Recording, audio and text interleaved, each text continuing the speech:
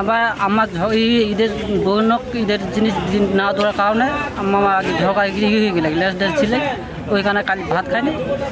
ওইখানে কত সময় চেনে দিবানি অনেকটা বেটি এই কারণে আমার ফজরের আদানের সময় আমার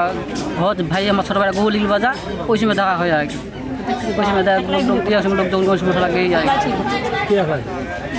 তারপর দেখছি আমার ইগো আলছে আর কি ও সে না শুনলো কে আর বেটির মুখে শুনলো আমার তো নিজে শুনি না আমার তো এটা জায়গা না কি কই বেটি ও বেটি কয়ে যে খালা এঙ্গাতি এঙ্গাতি কয়ে যে আম্মা কয়ে যে মুখ দে সময় মুড়ি দিলেই নি মোক 3 দিন ফোন করলে তা মোর স্বামীরা কয়ে যে আমাকে কিছু দিবেই নি তুই তোর মানুষ বুঝাইস না কিবা যামো আমি কয়ে কোক বেটি তোর বাপের তো নাই তোর কি হইলা লিবাই হবে ও তাও খালা আমি কিছু আনি কহু তোর জামা না কিছু বলে তা মোর মা খালি কানে আছে কানে মনে মোর মা কয়ে যে কথা বেটি আজ এটি গরু এটা তুলে চল যাস আমি যেহেতু তো কুচুনি দিয়ে আবার বেটি মোর জীবন নামি রাখবেনি মোর মা মোর মুখ লড়ে দিলে মোকা দে বেটি তুই থাকিস দুনিয়া ছলা দেখিস তো ভাই লাগ দেখিস হ্যাঁ খানে মনে কাল দে এখনই কাম করে যাওয়ার বেটি কিছু নি জানো কহু বাইনি ভাই যে তার 3 ছেলে 2 মেয়ে তো সবাই একই অন্নে খায়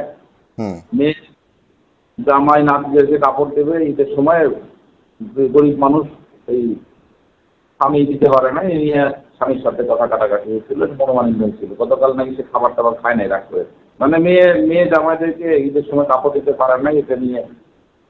মনোমালিন্য হয়েছে স্বামীর সাথে রাত্রেবেলায় কথা